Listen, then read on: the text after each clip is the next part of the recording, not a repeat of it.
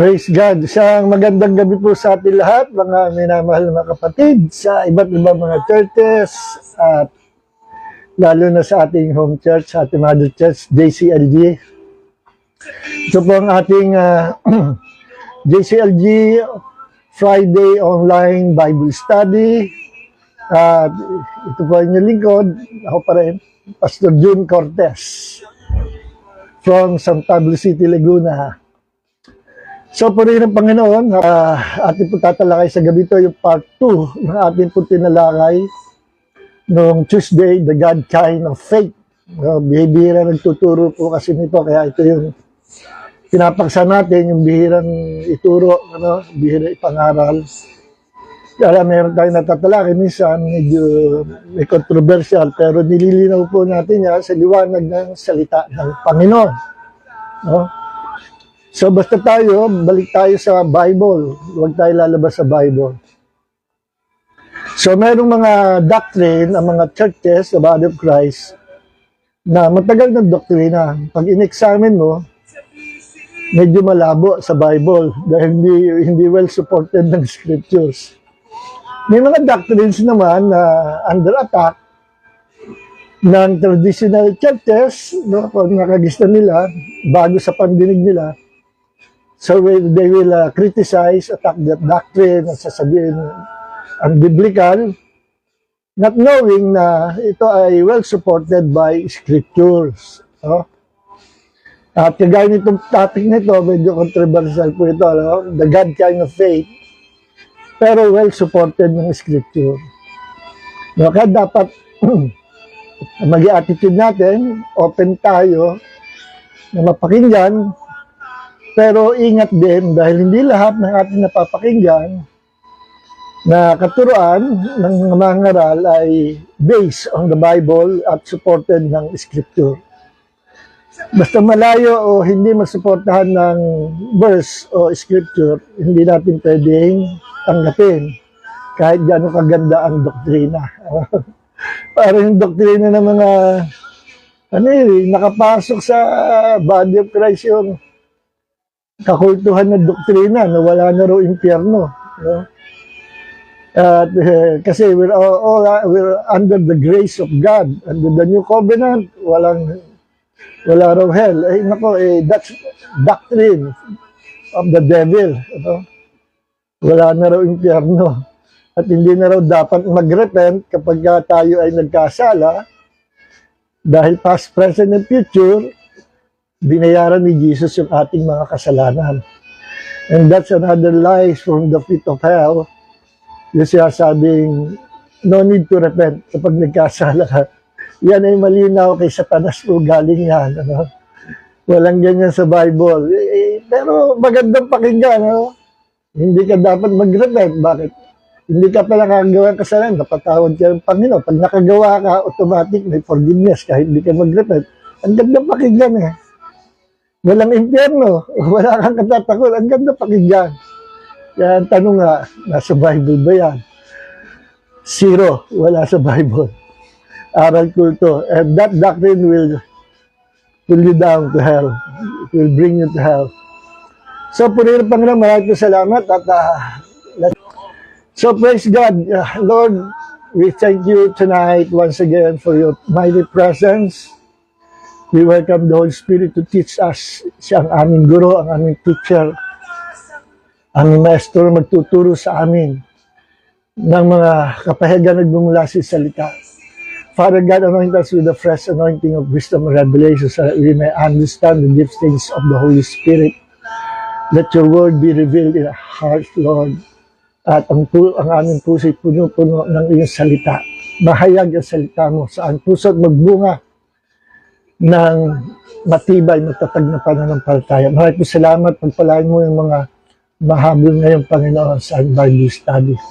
At yung pagpalain mo rin ang overnight prayer meeting ng JCLG Prayer Warriors na ngayon ginaganap sa church, Panginoon. Nandun sila doing the works of God, praying, Lord, at doing spiritual warfare habang ako naman ay nangangaral lives sa live stream. Doing the will of God, ito ang nakalulugod sa Panginoon. To do the will of God. Lord, marami po salamat sa gabi ito. Release your anointing sa bawat sa amin. Yung mga may karamdaman, may sakit karamdaman will be healed. You sent your word and heal them. You took our sicknesses and carried our diseases, and by your stripes, by your wounds, we are healed. Salamat po, Panginoon. Thank you, Father God, and all glory belongs to Jesus. Amen.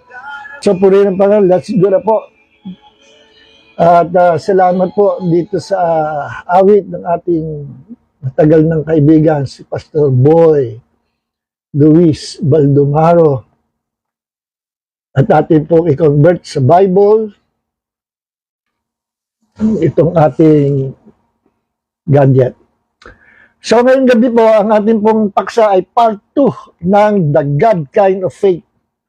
No, tinaytilan ko rin itong part 2 na Understanding the Principle of the God Kind of Faith.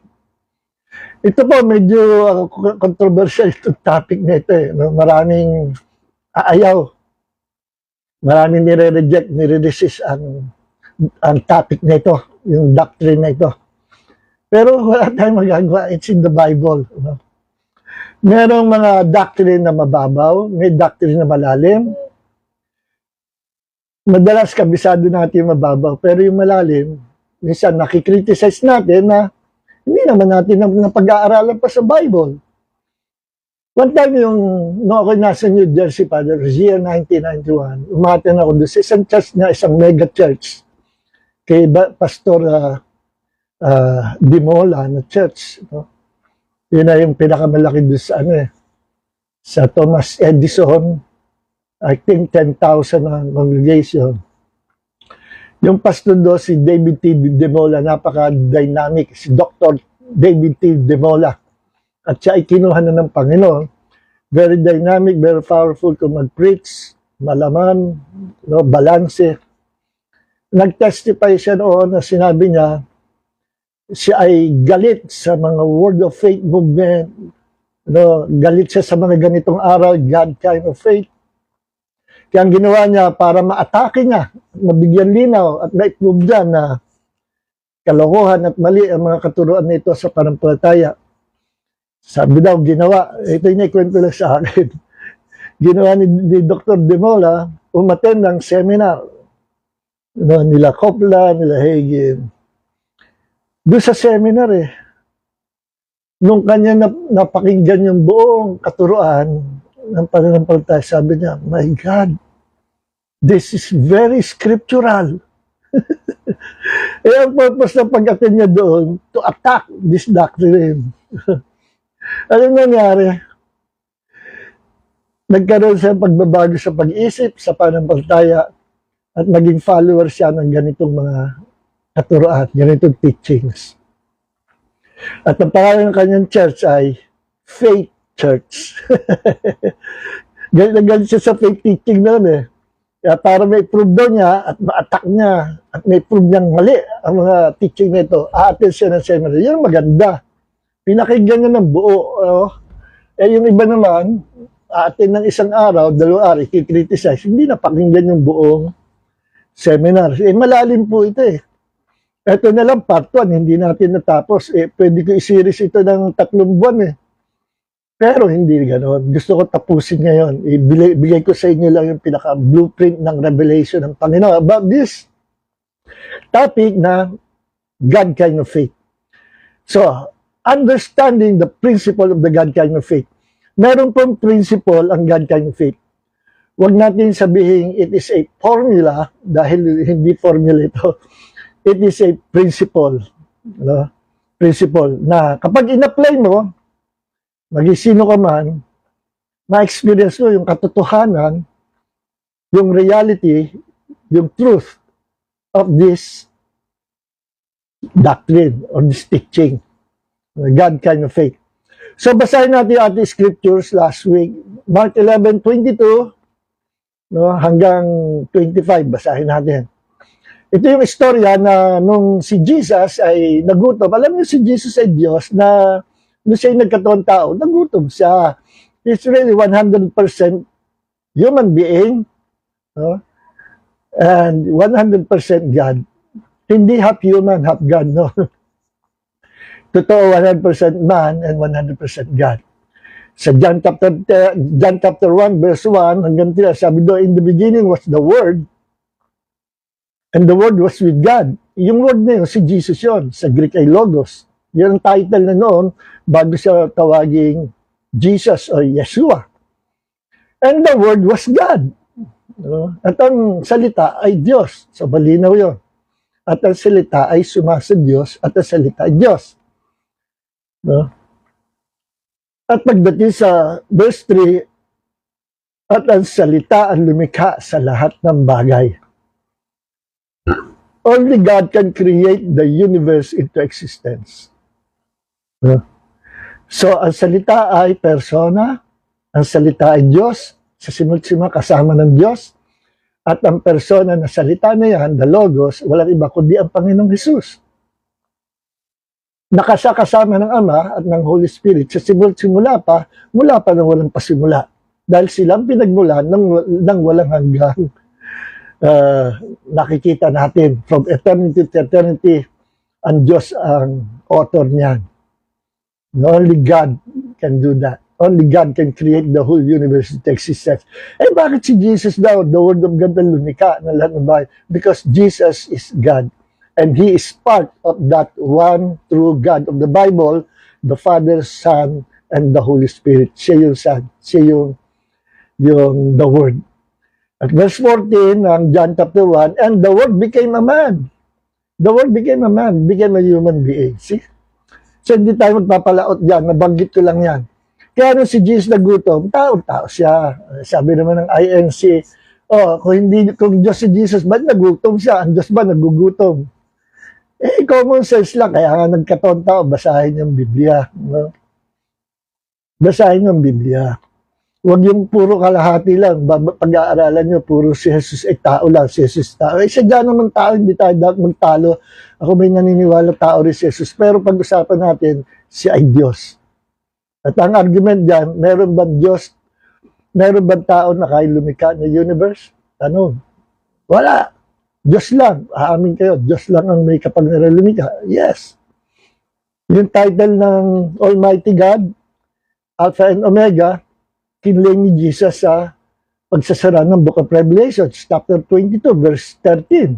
I am the Alpha and Omega. Tapos inamin niya, verse 16, I, Jesus. Inamin niya, siya yung Alpha and Omega. So the Father is the Alpha and Omega, Jesus is the Alpha and Omega, the Holy Spirit is the Alpha and Omega, these three is our one God. Okay. Now, so nagutom si Jesus. In-expect niya yung fig tree may bunga. Nakita niya, wala. Kaya ginawa niya, kinurse niya. Sa pamula na yun, huwag ka na magbunga. No? Kasi yung mga dahon ang nakikita doon, wala naman palang bunga. Puro madahon na. At that time, hindi naman talaga taga panahon ng tagbunga. Pero may mga puno na may certain fruit na umuusbong kahit hindi pa time, no, na magbunga. Meron na mga bunga. Kasi na-expect ni Jesus, kasi wala. Puro dahil lang pala. Kina si Jesus, pamula ngayon, huwag ka na magbunga. Parang ganyan din yung buhay natin. Na-expect ng Panginoon sa atin, yung bunga, fruit of the Spirit, which is Christ-likeness or Christ-like character. Pag hindi tayo nakita ng Panginoon Christ-like character, at lumang buhay nating makasalanan umaapir-apir sa Kanya, hindi malulugod ang Panginoon. Sa bandang huli, we will be judged by God. At sasabi, ayaw mo magbunga, huwag kayo magbunga habang buhay. You'll be thrown into the lake of fire. Parang ganun din, no? Ina-expect ng Panginoon, laging bunga. Yung mga dahon ay represents na mga gawa na mga wala namang katuturan. Okay, ang mahalaga yung bunga, hindi yung dahon. So, nung nakita, skinners niya. No? Tapos, pagbalik nila, narinig ng mga alagad yun eh. Yung salita ng Jesus, mula ngayon, huwag kang bunga. Sabi nung nila Peter, Lord, yung punong kahoy na igos na sinumpa mo eh, kapag daka na, tuyo mula sa ugat, patas. Ano nangyari yun? Nakataka sila. At sumagot si Jesus sa Mark chapter 11, verse 22. So Jesus answered and said to them, have faith in God. Magkaroon kayong pagpapalala sa Diyos. Pero alam niyo po ba, ang mga mahuhusay, totoong mga Greek scholars, nag-a-agree sila, ang tamang translation dito, have the faith of God. Magkaroon kayo ng pananampalataya na kagaya ng sa Diyos. Sabi ng iba, di ba pananampalataya pagtitiwala mo sa mas mataas sa iyo? Eh kanino magtitiwala ang Diyos? Siya ng pinakamataas. Yes. Yun ang ating pagkaintindi sa pananampalataya. Trust God. Yung trust our Almighty God. Ano? Siya nakakataas sa atin at siya lumikha. Totoo naman yun. Yun ang basic ng faith. Pero may mas malalim pang pag-uusap patungkol sa pananampalataya. Faith is not just an ordinary believing and trusting God. Faith is power. Faith is a force coming from the kingdom of God. Na binibigay sa atin ng Diyos, tinatanim sa ating puso once we heard, believed, and received the Word of God. Suddenly, faith comes into our hearts. Ganun kung magbigay ang Diyos ng pananampalataya sa atin, once na winelcome natin, pinaniwalaan, at tinanggap ang salita ng Diyos, i-injectan tayo sa ating puso ng pananampalataya ng Diyos. Yung faith force, power of His kingdom, is one of those powerful force in the universe is faith. In fact, the faith of God created the whole universe into existence. Yes, Genesis chapter 1. Nirelease ng Diyos ang kanyang pananampalataya, the force of faith. Faith is power, force. At tinalaki ko rin manakaraning ko na itong faith nito, ito yung binigay ng Diyos kay Adam and Eve, na pervert nung sumama sila kay Satanas, and their faith became fear. So what is fear? Fear is faith perverted. Sumama, nabaligtad nung ang unang tao, si Adam, ay bumagsak sa kasalanan. Sa Genesis chapter 3, sabi pa, Adam, where are you? Ibig sabihin, wala na kayo sa kamay ko. You're no longer under my protection. Sumama kayo kay Satanas. Alam ng Diyos ko nasa si Adam, nagtatago. Ay naramdaman kung dumating ka, I was afraid. Yun ang first time na sinabi ni Adam na yung salitang afraid doon sa Genesis chapter 3, doon umapir. At sinabi sa Bible of God, that God did not give us the spirit of fear, but of power, peace, sound mind. Hindi tayo binigyan ng Diyos ng spirit of fear. Fear becomes a spirit. Pag in-embrace mo, tinanggap mo, pinatagal mo sa iyong puso, it will invite demonic spirit. Dati feelings ang fear eh. Lahat tayo nagkakaroon ng feelings of fear because of the fallen nature of Adam. Pero kung hindi siya bumagsak, wala tayong ganong feelings, only faith. So sa simula pa, ang tao ay carrier na ng faith of God. Then na-pervert, naging fear. Kaya tayo lahat matatakutin eh. Pero pag ikinaka kay Kristo, tinuturuan ka ng Panginoon, maging matapang, maging bold, maging full of faith. No? Ayaw na tayo ay may takot. Kaya napagsabihan niya si Peter, di ba, last week yung lesson natin na gusto ni Peter, nakita niya, nakakalakad ng Panginoon. Lord, ikaw nga, sige, kinala si Jesus, palakarin mo rin ako. Ano sagot ni Jesus? One word from Jesus will change your circumstances, your situations, your life forever. Come. Bah. Nung sinanaan ni Peter yung come at pinaniwalaan yung word ni Jesus sa come, come, halika. One word lang. Nakalakad siya sa tubig. Kaso, inalis ni Peter ang kanyang focus kay Jesus at naramdaman na lumalakas ang hangin. Feelings, ano naman ang feelings? Faith is not a feeling. Nakita niya ang lumalaking alon. Faith is not seeing with our natural eyes. Kahit hindi mo pa nakikita, just believe, and that is faith. Hindi natin nakikita ng Diyos, but we're believing that there is God. Jesus is real. Jesus is our God, Lord and Savior. We believe and receive our God. Nasa pamilya tayo ng Diyos. That is faith. But nakausap na ba tayo ng Diyos personal? Pinuntahan ba tayo? Nagpakita ba Diyos? Hindi. So that is faith. Hindi mo nakikita, pero pinaniniwalaan mo. See? Kaya sabi sa, I think, 2 Corinthians, sabi yun, 6:17, we walk by faith and not by sight. 6:7, I think. We walk by faith and not by sight. Eh si Peter na-distract. Tumingin siya sa alon. Na out of focus siya. Inalis siya kay Jesus. Huwag mong alisin ang paningin mo kay Jesus. Natatakot ka, matatalo ka sa labanan ng problema. Pag inatakan ni Satanas, talo ka. Focus the eyes of your faith on the Lord Jesus Christ. Kahit may mga bagos sa paligid, huwag mong palsinin yan. Just focus on the Lord Jesus Christ and serve Him, obey Him faithfully. That is faith. May kasamang obedience. Kaya lumubog si Peter, Lord, help me. Tinaas ni Jesus. Ano sabi ni Jesus? Nirebuke niya. Oh, ikaw na maliit na pananampalataya. Oh, you little faith. Bakit ka natakot? Bakit ka nagduda? So, connected yung fear sa doubt.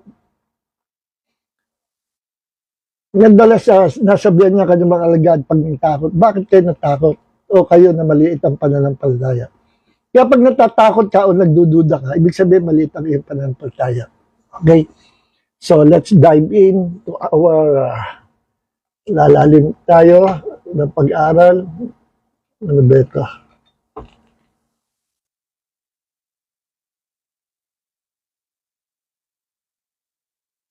Tuloy natin.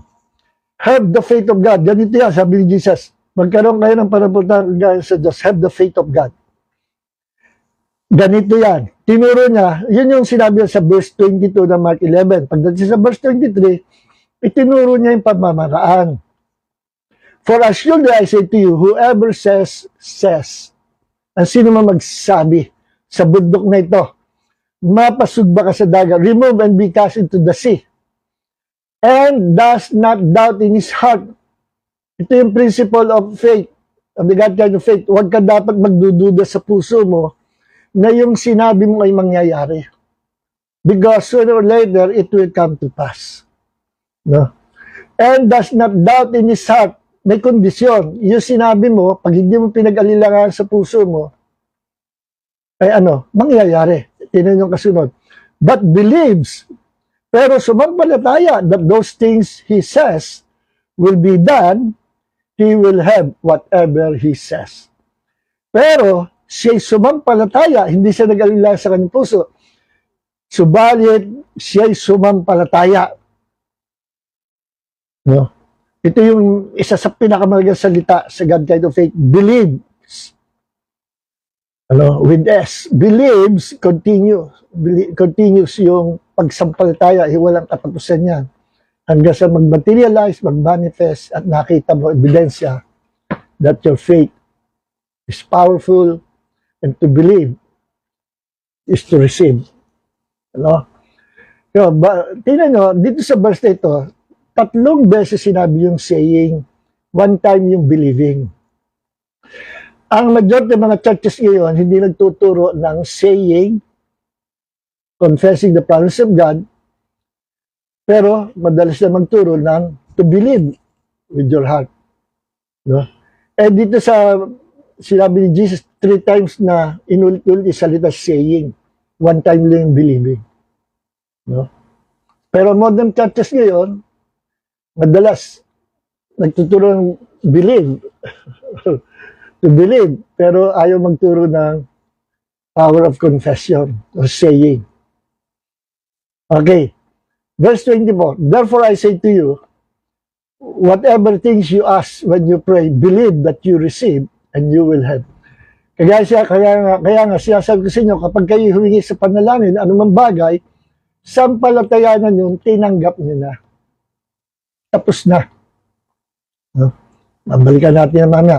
Verse 25, and whenever you stand praying, if you have anything against anyone, forgive him, that your Father in heaven will also forgive you your trespasses.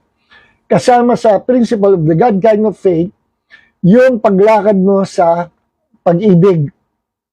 Galatians 5:6, faith works by love. Pinapaandar ng pag-ibig ang pananampalataya. Parang meron kang bagong kotse. walang problema sa makina, brand new car, pero kung walang gasolina, hindi yan tatakbo. Ang panampalataya parang bagong kotse. Ang gasolina o crudo, yan ang love. May kotse ka nga, no? May faith ka, wala ka namang crudo, wala kang gasolina, para under yung faith mo. Walang gasolina, ang gasolina, love. Faith works by love. Without love, wala mangyayari faith sa faith mo. It will become a head knowledge or mental assent. Sinasabi mo, tama ang principle of faith. Pero pag in-apply mo, hindi mo ma-apply. Walang kapangyarihan. Hindi mangyari. Bakit? You are not walking in the love of God. Kasama yun sa principle of faith. Now, banggitin natin the principle of the God kind of faith. Sa mga talata ating nakita, Mark 11:22 hanggang 25, may mapapansin kayo sa principle of the God kind of faith. It is to believe with your heart and to confess with your mouth. Magkapartner lagi. Believe with your heart at kung ano yung sinasapilitan mo sa puso mo, kailangan salitain mo. No? Salitain mo. Yan ang pamamaraan ng Panginoon. When He created the whole universe into existence, He released the power of His faith by declaring words. May patuloy tayo, chapter 1 ng Genesis. In the beginning, God created the heavens and the earth. The earth was without form and void. Madilim sa buong mundo, wasak ang walang anyo ang mundo. Then suddenly, nag-declare ang Panginoon. And God said, let there be light. And God said, let there be world. And God said, let there be animal kingdom. And God said, I think 11 times, sinabi, God said.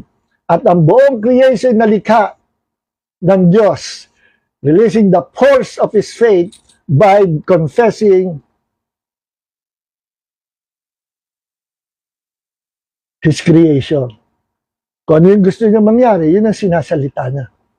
Ayaw niya na madilim, kinontrol niya yung dilim. Let there be light, and there was light. Ang mga Kristiyano ngayon, pag may problema, alam na madilim ang buhay niya. Anong kino-confess? Lord, bakit ang dilim-dilim ng buhay ko? Napakadilim ko. Kailan ako naging Kristiyano ko, kailan ako nagtatext ko, kailan ako babad sa padalangin. Ang dilim-dilim buhay. Ang kino-confess, puro dilim. Puro problema. No. Nung nakita ng Diyos madilim ang paligid, wasak ang mundo, pinaganda niya. No? By the power of His words, let there be light, let there be world. At ang pinaka-masterpiece niya, the crown of His creation, na nagpasaya sa Panginoon. Ang kanyang creatures na si Adam and Eve, the first human being. We are the crown of God's creation. Tayo ang God's masterpiece sa lahat ng nilikha ng Diyos. Very special po ang tao sa Diyos. Masakit sa Panginoon na ang tao ay makita niyang pupunta sa impyerno. Ang impyerno nilikha ng Diyos para kay Satanas at sa kanyang mga fallen angels and demons. Hindi para sa tao. Kaya lang nadami ang tao kasi sumama si Adam, our first parents, kay Satanas. Mas pinaniwalaan ni Adam and Eve ang pambobola, ang kasinungalingan ni Satanas kaysa katotohanan na sinabi, instruction and warning of God. Sumama sila kay Satanas. Masakit sa Diyos yun. Isipin mo, nilikha ka ng Diyos. Kasabihan sa mga Pilipino, wala kang utang na loob. Hindi sa ganun eh. Ako man lilikha, tapos sasama ka sa iba. God is a jealous God pa naman. Ngayon, para makabalik ang tao sa Diyos, anong pamaraan ng Diyos? Through the gospel. Kailangan lahat ng mga makasalanan marinig ang gospel. What is the gospel? The gospel is the word of God, the good news na ang Diyos through the Lord Jesus Christ ay nagpapatawad, nagliligtas, nagbibigay ng buhay na walang hanggan sa pamagitan ng finished works of the Lord Jesus Christ on the cross. That is the gospel. That is the word of God. Once ang tao ay napakinggan yan at tinanggap sinampalatayanan niya yan, makakabalik siya sa Diyos. Si Adam nawala sa Diyos dahil tinanggap niya yung salita ni Satanas. This time, para tayo makabalik sa Diyos, tanggapin mo ang salita ng Diyos, makakabalik ka sa Panginoon. He will give you eternal life. Okay. Principle of the God kind of faith is this: to believe with your heart and to confess with your mouth. Tingnan niyo, sabi sa 2 Corinthians chapter 4, verse 13. But having the same spirit of faith. Ito yung spirit of faith. Ibig sabihin, spirit of faith. This is the principle of faith, the character of faith. No? Ito yung life of faith, the spirit of faith. But having the same spirit of faith. According to what is written, I believe, therefore I spoke. We also believe, therefore we also speak. Kinukwento dito ni Paul na ayon sa kasulatan, nabasa nga, nandoon recorded, spirit of faith ay may principle na to believe with your heart, then speak it with your mouth. Kaya sabi niya, it is what is written, ano yung nabasa niya? I believe, therefore I spoke. Then sabi ni Paul, ganyan din naman tayo. We also believe, therefore we speak. So sinundang pattern ni Paul yung nakasulat sa banal na kasulatan na kanyang nabasa. Believe, therefore I spoke. We also believe, therefore we also speak. So same spirit of faith. Naging sa kaligtasan, paano tayo naligtas? Nung sumampalataya tayo sa Panginoong Hesus at ipinayag na ang ating bibig, na mula ngayon, si Jesus na ang ating magiging Panginoon. No? Tingnan nyo sa Romans chapter 10, verse 9 and 10. That if you confess with your mouth, Jesus as Lord, or Jesus is Lord, alam nyo, sabi ng mga Hebrew Bible scholars, Hebrew and Greek scholars, pag ito'y sinalin mo sa Hebrew, ganito yan. If you will confess with your mouth that Yeshua is Yahweh, and believe in your heart that God raised him from the dead, you will be saved. Kita nyo? Pag niliteral mo sinalin sa Hebrew yan, if you will confess with your mouth that Jesus is Yahweh, because Lord in Hebrew is Yahweh, YHWH, ipapahig mo si Jesus, siya yung Yahweh sa Old Testament. Na kinilala ni Moses sa burning bush. Lahat ng kilos ng Diyos under the Old Testament, wala pong iba kundi si Jesus. Siya yung Yahweh. Nag-exist na siya doon, wala pa lang siyang katawang lupa. Doon na rin sa Jude chapter 1 verse 5, ang dami nakuhang mga most reliable oldest manuscript sa Jude chapter 1 verse 5 na nakalagay itong mga modern, itong mga sa King James, At alam din naman natin, sabi doon na tayo, ang mga Hebrew people ay iniligtas mula sa pagkalipin sa Ehipto ng Panginoon, ni Yahweh. Yun yung mga manuscript na nakuha noon na itinali sa King James, sa ibang tradisyon. Pero ngayon, sa loob na nilang libong taon, nahukay na yung ibang mga oldest and most reliable manuscript. Nakasulat hindi Lord how Jesus rescued them, delivered them from the hands of the Egyptians. Paano mapapapunta si Jesus noong time ni Moses doon? Wala pa naman si Jesus, hindi pa napapanganap. Bakit sa mga oldest manuscript, hindi Lord na nakalagay, kundi Jesus. Jude chapter 1 verse 5, pag-aralan niyo po yan, nabanggit ko lang yan. Si Jesus pala yung Yahweh na naglabas sa Egypt. Sa Net Bible, Jesus ang ginamit. I think sa NASB, mga magaganda salin, Jesus. Okay.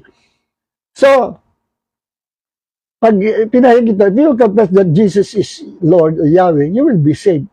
Kaya, yung mga churches hindi nagtuturo si Jesus is God, wala pong kaligtasan. Sorry to tell you, wala kaligtasan. Meron lang kaligtasan if you will believe that Jesus is Lord, God, and Savior. That means He is Yahweh.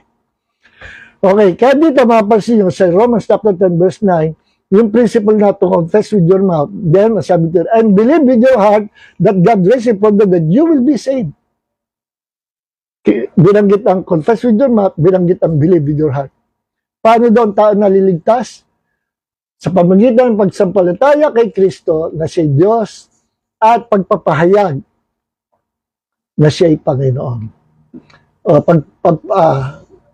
Tuloy natin. Pagsampalataya na siya ay namatay at muling nabuhay, speaking of His being a human being, pinagsama, then He rose from the dead because He is God, at ipapahayag mo na si Jesus ay Diyos, si Yahweh. At sasampalataya mo na nung siya nagkataon tao, siya namatay, pero nabuhay na maguli. You will be saved. Yan sabi dito. So, paano natin na-receive a salvation from the Lord?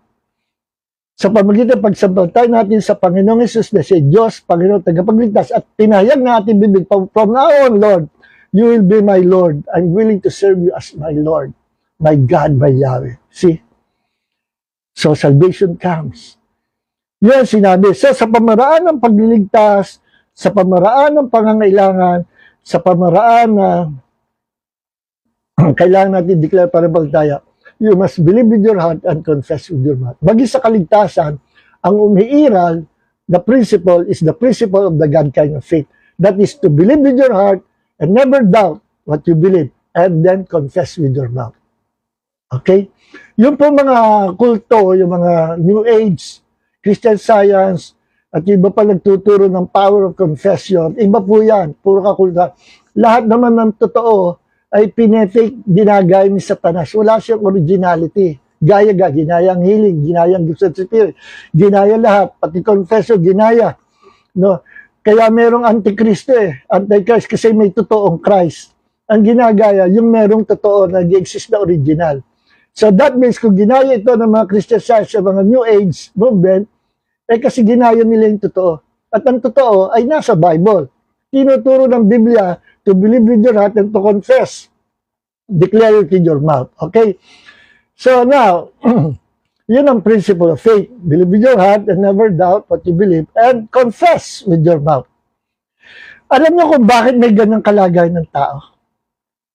Alam niyo ba na ang dila ng tao ay may kapangyarihan? Yes. Proverbs chapter 18 verse 21. Death and life are in the power of the tongue, and those who love it shall eat the fruit thereof. Iparaphrase natin sa Tagalog, ang buhay at kamatayan ay nasa dila ng tao. At kung anong ipahayag mo sa bibig, kung ano yung ginusto mong ipahayag sa bibig, ay matitikman mo yung salita na iyong ipinahayag. Kakainin mo yung sinabi mo. That means, ma-experience mo yung sinabi mo. Kung yan negative patungo sa sarili mo, negative ang effect, ang balik sa'yo. Kaya positive at full of blessing ang balik sa'yo. No? Kung yan ay nakamamatay, patay ka. At kung nagsalta ka ng buhay, ibang bubuhay ka. No? Kaya nga, death and life are the power of the tongue. No? Nandiyan yan.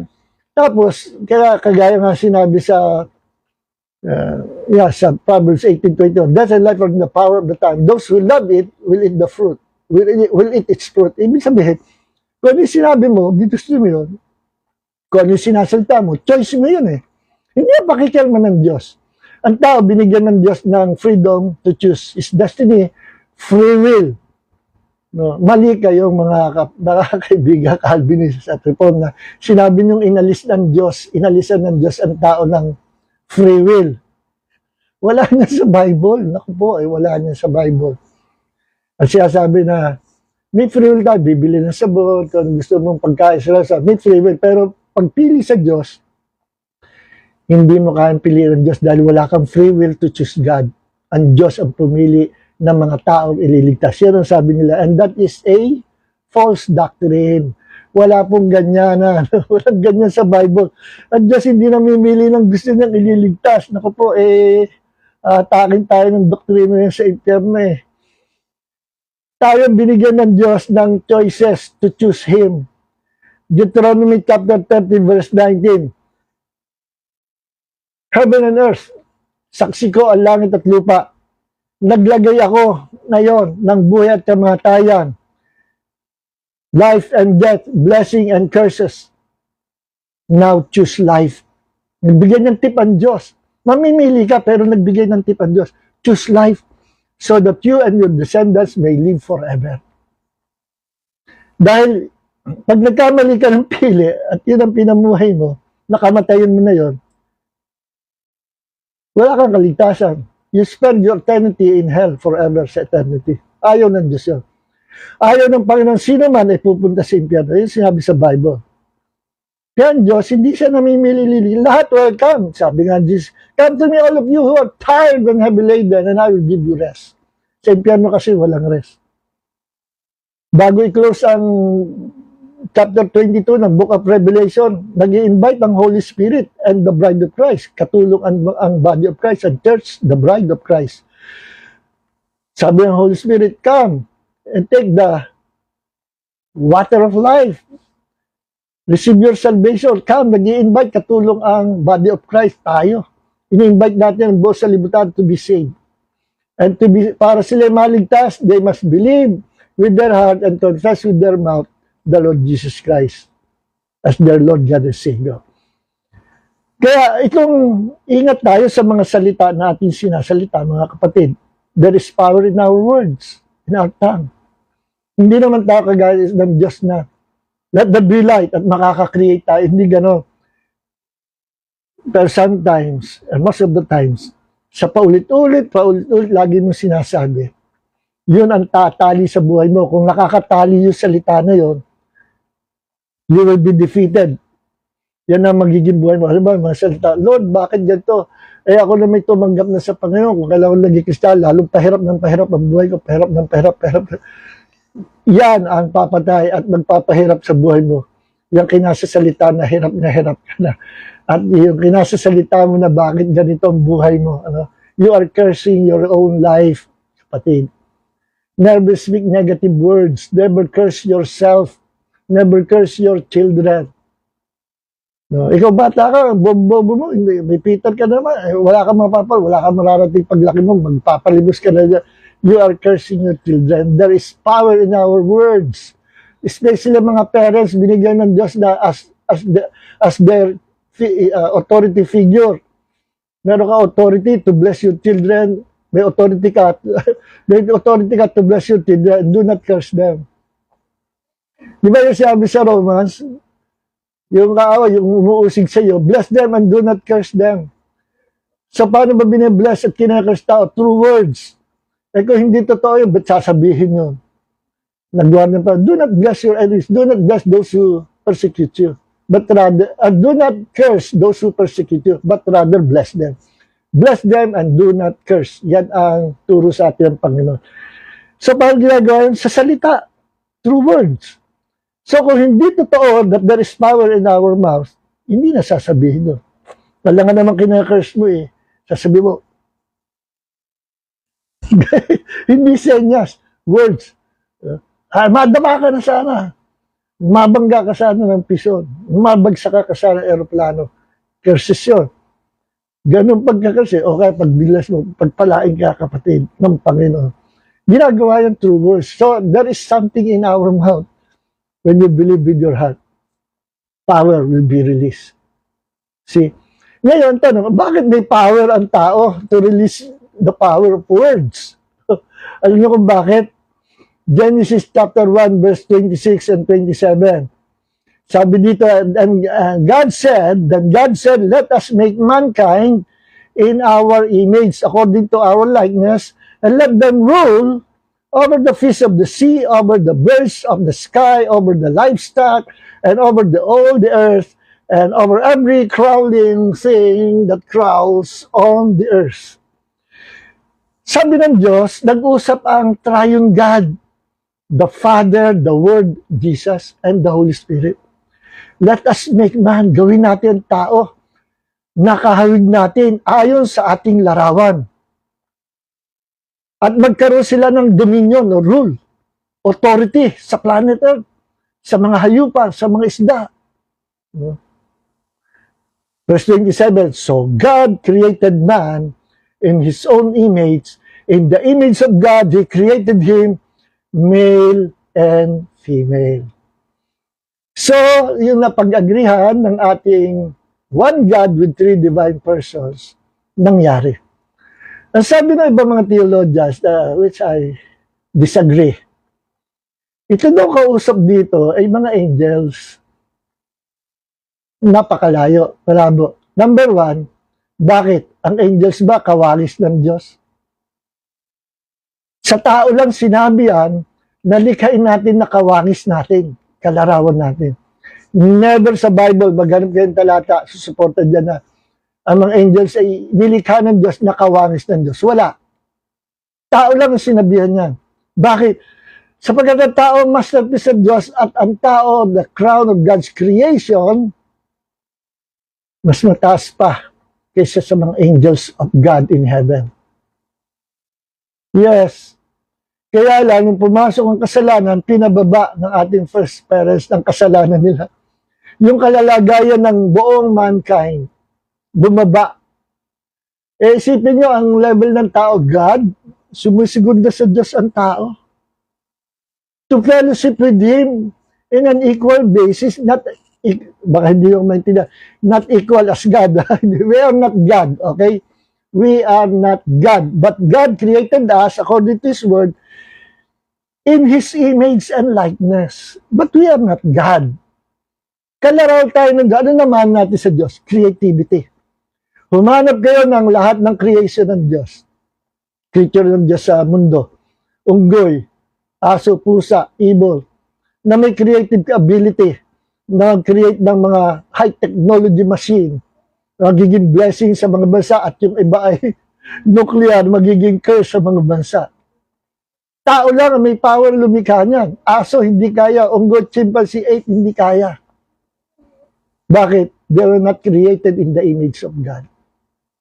So yung creativity natin, namanat natin sa Diyos yun. Yung pagpili natin sa gusto nating piliin, namanat natin sa Diyos yun. May kalayaan tayo pumili.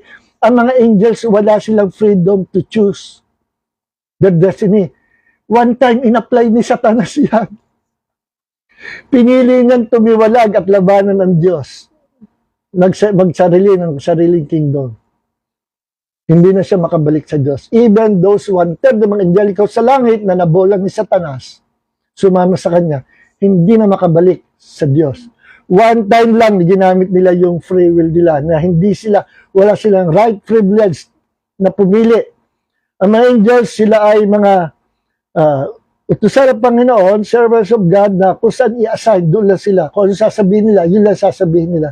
Kung saan sila pupunta, doon lang sila. Hindi gaya ng tao, may kalayaan pumunta kung sa kung ano sabihin mo. Because we're created in His image and likeness. We are like God, but we are not God. Kawanis lang, para lang tayong Diyos. Okay? Kaya malinaw yan. So, ganyan tao. At according to Psalms chapter 8, verse 4 hanggang 6, what is man that you think of him, and the Son of Man, you are concerned about him. Yet you have made him a little lower than God. Ano ba ang tao na siya ay isipin mo o alalahanin mo? At ano ang anak ng tao na maging concern ka sa kanya?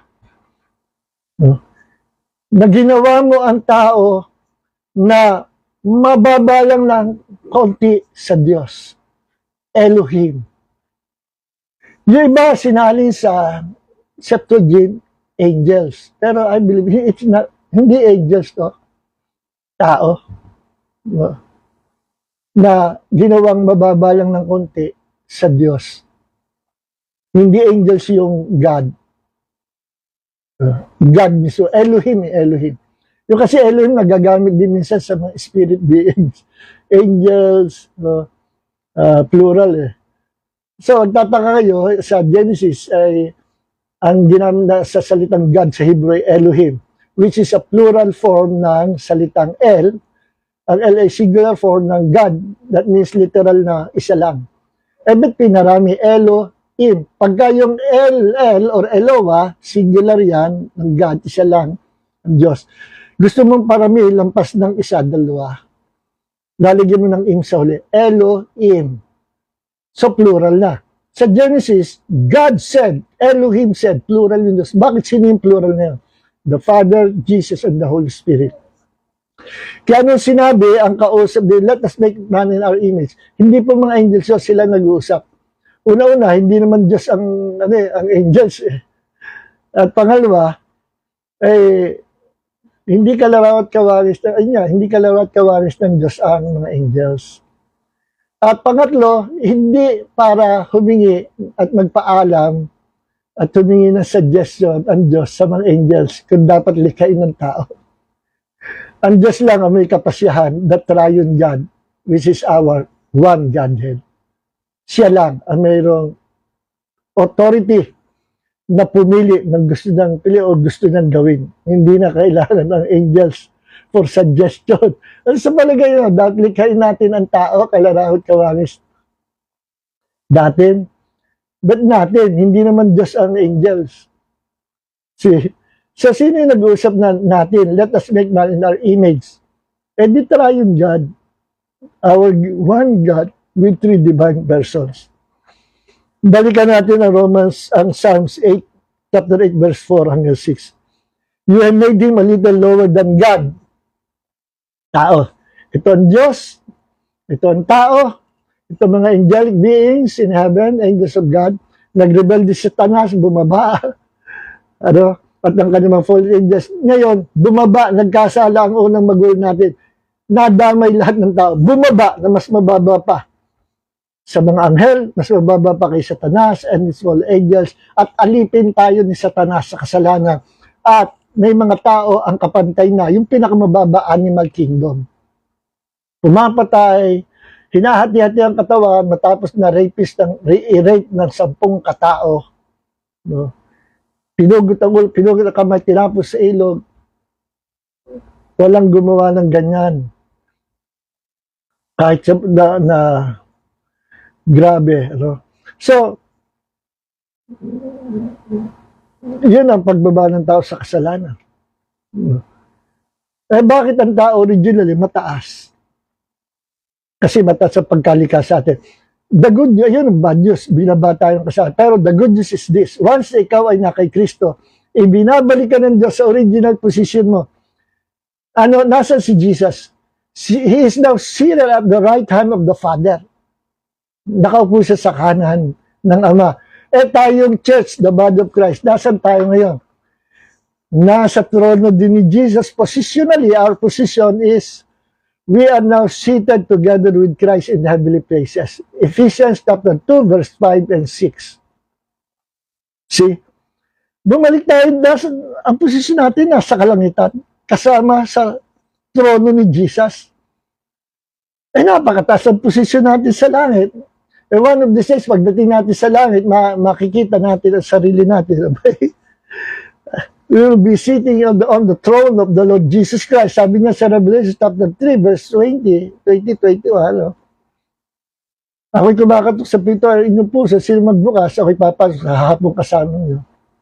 Sino manatili hanggang wakas, magtagumpay hanggang wakas, ay bibigyan ko ng pagkakataong umupo sa aking trono, gaya ko naman, na nakaupo sa trono ng Ama. Sa trono ng Ama, only God can sit on His own throne.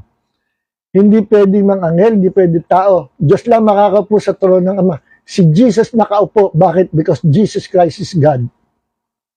Hindi tayo pwedeng makaupo sa trono ng Diyos.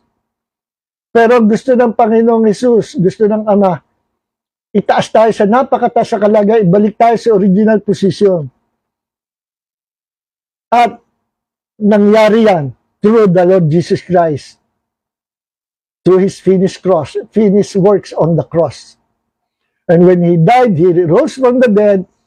Kasama tayong nagtitiwala sa mga sinong sumampalataya kay Jesus, makakasama sa pagkabuhay na maguli at makakasama literal, uupo sa kanan, uupo sa trono ng Panginoon Jesus. Sino man magtagumpay o manatili hanggang wakas, sabi ni Jesus, sa Revelation chapter 3, ay bibigyan ko pagkakataon umupo sa aking trono. Naglagay si Jesus sa sarili niyang trono. Bakit? Gusto niya na makatabi tayo. Ganyan tayo kamahal ng Panginoon. Okay. Kaya palang tao ay nilikha ng Diyos na pumapangalo sa Diyos. Kasi ang gusto ng Diyos sa buong eternity, makapiling tayo ng Ama in a very special way, in a very special fellowship, communion, with an equal level of relationship and fellowship. Mahirap, kulang ang vocabulary natin. Ang gusto ng Diyos, maka-fellowship tayo in an equal level. Alam niyo ba na maganda maka-fellowship mo yung ka-equal level mo? May papahayag mo yung pag-ibig mo sa Kanya, may papahayag mo yung pag-ibig mo sa Kanya. Kagaya ng nagmamahalang magkasintahan. They're fellowshipping, loving each other in an equal basis, equal level. Kaya na, ipopronounce gano'n kamahal kung nagmamahalan talaga. Equal level. Eh kung mas mababa yung isa, nahihiya. Eh, mahal mo ako hindi ako nakakahiya siya, nakakahiya kang mahal. Gano'n. Pero tayo hindi natin maikahiyang mahalin ang Ama, ang Diyos. Hindi rin tayo ikahiyang mahalin tayo ang Diyos. Because we are fellowshipping together in an equal level, equal fellowship. No? Because God created us in His image and likeness. Ito yung word na ayaw nung ibang theologians. God created us in God's class. Yes. God created us in God's class. We are not God. There's only one God. But God created us in God's class. Ano ibig sabihin nun? So that God can fellowship with us forever sa eternity. Tingnan nyo. Wala tayo sa God's class. Ulitin ko, hindi tayo Diyos. Pero God created us in God's class. Nasa klase ng Diyos. Ibig sabihin, mataas na uri. Mataas na species. Tingnan sa 2 Corinthians chapter 5, verse 17. If any person is in Christ, he is a new creation. All things are passed away. Behold, all things are become new. If any person is in Christ, he is a new species. Yung salitang new sa Greek, dalawang klase po yan. Yung isang new ay nangangahulugan na bagong t-shirt mo, bagong bili, pero maraming kagaya. Bago lang. Yung another Greek word ay yung bago, unique, wala pang ganyan. Bagong invento, bagong creation, wala pang ganyan sa buong mundo, sa buong buhay. At yung bago na yon ang in-apply sa atin. We are new creation, new species that never existed before. Yan ang kalagayan natin. We are God's people in God's class so that God can fellowship with us in an equal basis. Tingnan nyo ang maglagay ka sa drum ng ng aso.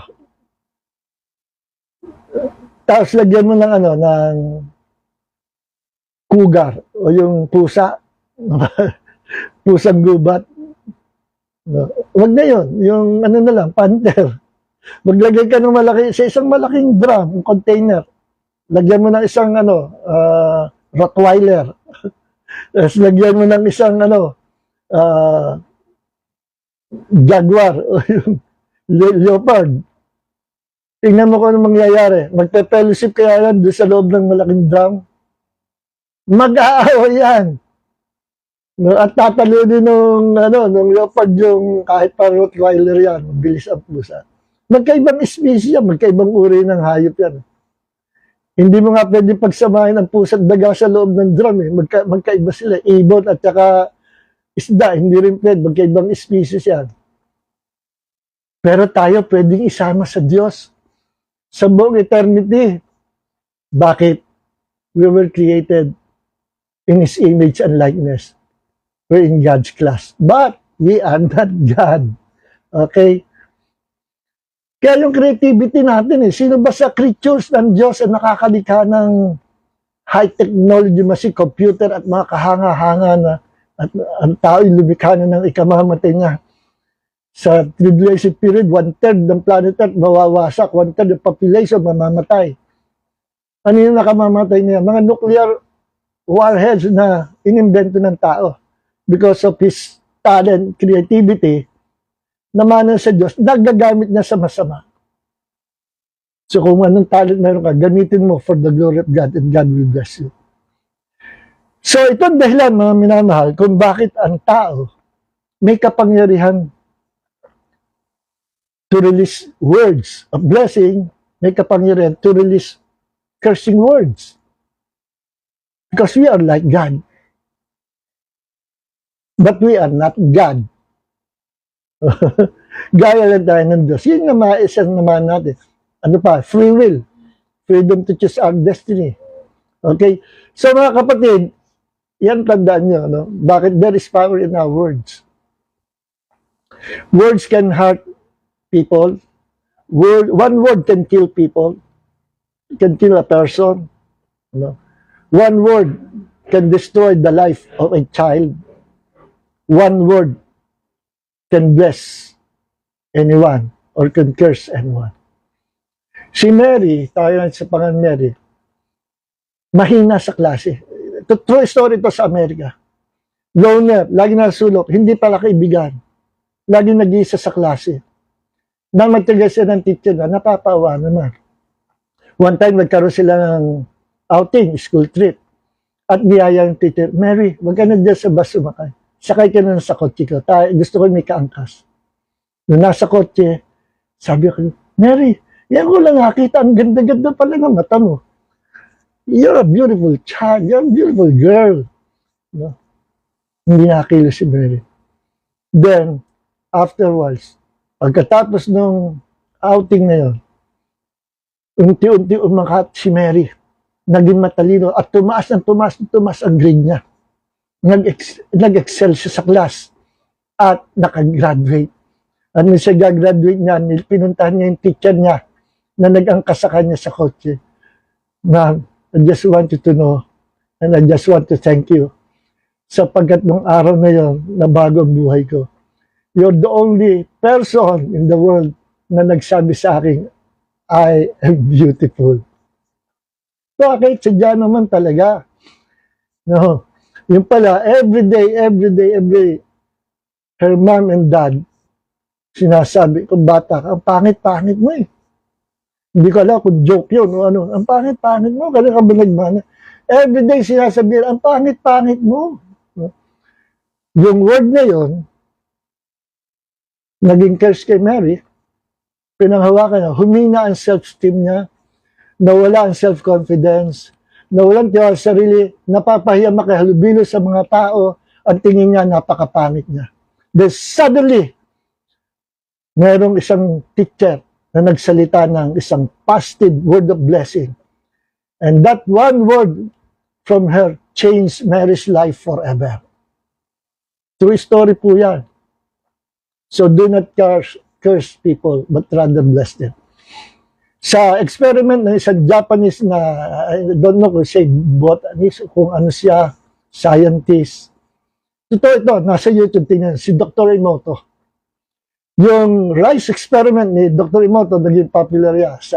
Maraming gumaya dyan at nakita niya, totoo. Si Dr. Emoto nag-experiment ng 3 cooked rice. Nilagyan niya ng level, good rice, yung second level, ay ignore rice, yung third container na may level na evil rice or bad rice. Every morning, kinakausap niya yung tatlong rice, cooked rice, sa isang malinis na container. Every morning, yung good rice, you're so pretty, you're beautiful, you're my friend, you're delicious. I like you, I love you, you're beautiful. Then, pupuntahan niya yung ignorant, titigal lang, tatalikod siya. Then, pupuntahan niya yung bad rice. At kinakrish niya araw-araw. You idiot, you're not my friend, you're bad, you're corrupt, lahat, cursing words. After a week, inaamag na yung bad rice. No? At yung ignore rice, malapit na rin. After 2 weeks, then until 1 month. Bulok yung bad rice, may mga violet na nakakadiri, mabaho. Yung ignored rice, nagpapasimula na rin mabulok. At yung good rice, hindi nagbago. Amazing. How come hindi nagbago yung good rice? Kasi bine-bless niya. Puro good words ang nirelease niya. Yung bad rice, puro cursing words. Yung ignored rice, titigan lang niya, tatalikuran niya. Sabi niya, ni Dr. Mo, don't do that to your children. Makukurap ang pagkatao niya. Mabubulok. Speak words of blessings to our loved ones. Speak words of blessing sa mga tao and never curse people. Okay? So, tingnan nyo sa YouTube. Meron yung ano dyan babae. Sabi niya, parang hirap pa niya. Subukan ko nga sa apple. Hinati niya yung apple. Nilagyan niya sa isang container yung kalahati. Yung isa, every morning, binibless niya yung apple sa isang container. Yung kalahati, kinakers niya. After a week, bulok yung apple na kiners niya. Yung apple na binibless niya, hindi na bulok. See? Tingnan nyo saan yan sa YouTube. Maraming gumayang ganyan experience. Dr. Emoro. So, lagyan natin ng part 3 ito, mga minamahal. Hindi natin kahit tapusin. This is the God kind of faith, part 2. Then, next week, part 3. God bless everyone. Please don't forget to share this video. Share nyo sa mga pastors, friends nyo. Share nyo sa mga kamag-anak nyo. I-share nyo sa mga kaibigan nyo. At higit sa lahat, i-share nyo sa puso nyo. So, paggamit tayo sa Panginoon, time will come. Hindi lang kayo taga-share ng ganito, kundi kayo mismo. God will use your tongue, your mouth, and your heart to declare the gospel. Because you are not ashamed of the gospel, because it is the power of God unto salvation. First, for the Jews, and then second, to us, sa ating mga Gentile na naging Christian. So, God bless po everyone at pagpalain kayo ng Panginoon. Lord, maraming po salamat. Ikaw po ang Diyos na through the power of this teaching, Panginoon, ay bumabago ng buhay ng bawat isa sa amin. Dahil namin, Panginoon, na marami pa makapakinig nitong teaching na ito, Panginoon. They really need this truth, Panginoon. It's about time na na-exercise namin ang aming authority bilang mga nilikha ng Diyos, created in the image and likeness of God, to reign on this planet through the Lord Jesus Christ. Lord, maraming salamat. Pagalingin mo lahat namang may sakit karamdaman. Ikaw po ang Diyos na nagliligtas, nagpapatawad, nagbibigay ng buhay na walang hanggan. May the grace of Jesus and the love of the Father and the fellowship of the Holy Spirit be with you all. In Jesus' name, God bless you all po.